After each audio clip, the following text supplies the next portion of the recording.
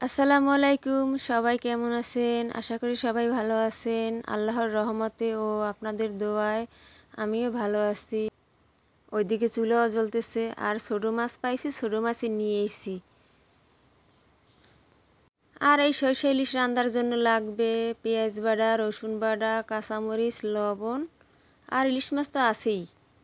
আর সেই লাগে আমি আবার হলুদের গুঁড়া আর মরিচের গুঁড়া হের লাগে সরিষা বাটা কিছুটা পানি মিশাইয়া গুলাই রাখছিলাম। ওদিকে চুলায় কড়াই বসাই দিছি। এখন এই কড়াইয়ের মধ্যে কিছুটা সরিষার তেল দিয়ে দিম। তো সরিষার তেল দেওয়া হয়ে গেছে। এখন তেলটা একটু গরম হোক। তেলও গরম হয়ে গেছে। এখন এর মধ্যে পেঁয়াজ বাটা, রসুন বাটা দিয়ে দিলাম। লবণটা একটু পরে দিমু। লবণটা এখন যদি দেই তাহলে এক সের সেটবে। এই জন্য লবণটা আর এখন দিলাম না, সমস্যা নাই, পরে দিলেও চলবে, খালি মনে করে দিলেই হইবে। এরপর মশলাটা একটু লাড়িয়ে চাড়িয়ে ভালো করে ভাজা লালাইসা বানাইয়া এরপর এর মধ্যে ওই হলুদ আর ওই মরিচের গুঁড়া আর সরিষা বাটার পেস্ট যেটা করে রাখছি ওইটা ডালে দিয়ে দিলাম। এখন একটু লাড়িয়ে চাড়িয়ে ভালো করিয়া কষাইয়া, কারণ কষাইলে তরকারির স্বাদ বাড়ে, এটা সবাই জানে। এর লিগে আমিও ভালো করে কষাইতে আসি। মশলাটা একটু কষানোর পর একটু পানি দিয়ে দিলাম যাতে পুড়িয়ে না যায় তলে। এরপর আবার খুরসুনটারে দিয়ে একসের লাড়তে চাড়তে রইলাম যাতে ভালো করে কষাই নেওয়া হয় আর তলে যেন না লাগিয়ে যায়। আর লাড়তে লাড়তে একটা কথা কই, আমরা গ্রামের মানুষ মাটির চুলায় রান্না করতে খুব ভালো লাগে আর মাটির চুলায় রান্না করেই অভ্যস্ত, এই জন্যই মাটির চুলায় রান্না দেখাইলাম। আপনারা কারা কারা মাটির চুলায় রান্না করতে পছন্দ করেন হেইয়া কমেন্টে জানাই দিয়েন। এরপর দিয়ে দিলাম হেই লবণ, তাও ভালো মনে করে দিছি, না দিলে যে কি হইতে। এরপর আবারও সেই কষানি একসের কষাইতে আসি।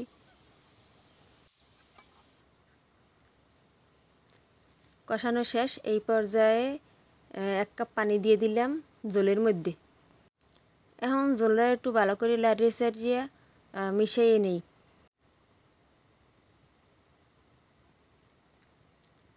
এখন অপেক্ষায় রইলাম কোন কালে উতলে নিয়ে হইলে এরপর এর মধ্যে কাঁচা হলুদ আর লবণ মাখাইয়া মাছ আমি দিয়ে দিম। তাই এখনও উতলাইয়া প্রসেসিং চলতে আছে, উতলাইতে আছে, কখন জানে এই উতলাইয়া শেষ হয়।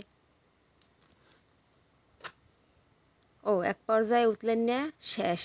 এখন আমি এর মধ্যে ওই হলুদ লবণ মাখাইয়া মাছগুলা আস্তে আস্তে দিয়ে দিম।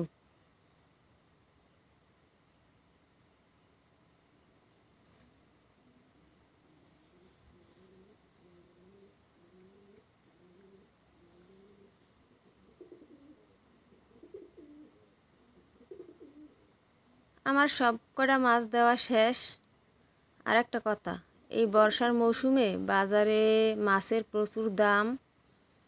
তো আমাদের বাড়ি এসে যে বরিশাল পটুয়াখালীতে, তো এই জায়গায়ও মানে মাছের দেশের মানুষ হইয়েও খুব চড়া দাম দিয়ে আমার মাছটা আনতে হইছে।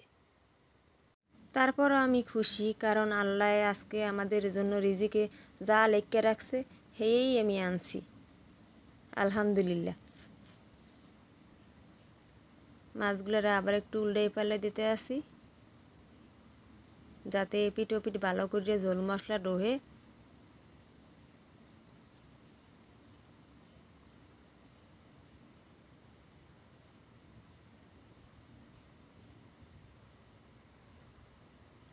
এরপর আবার একটু ঢেকে দিলাম।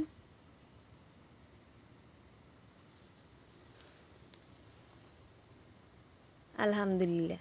এখন দেখেন মাছের চেহারা, মাছের কি কালার, আগে কিরম আসলে আর এখন কেমন আছে। আর গ্রামের মাইসে রান্নার পরে চুলাটার তুনে কড়াইটার টুড়ে একটু ঝুলান দেয়, এটা আমার দেশের মানুষের মানে রান্নার একটা স্টাইল, সবাই এরম করে, সব মাতারই এরম করে।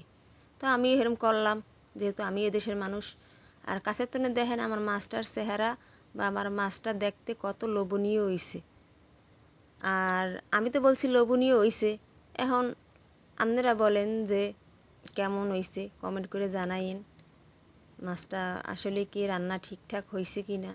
আর যদি কোনো ভুল হয় তাও বললেন।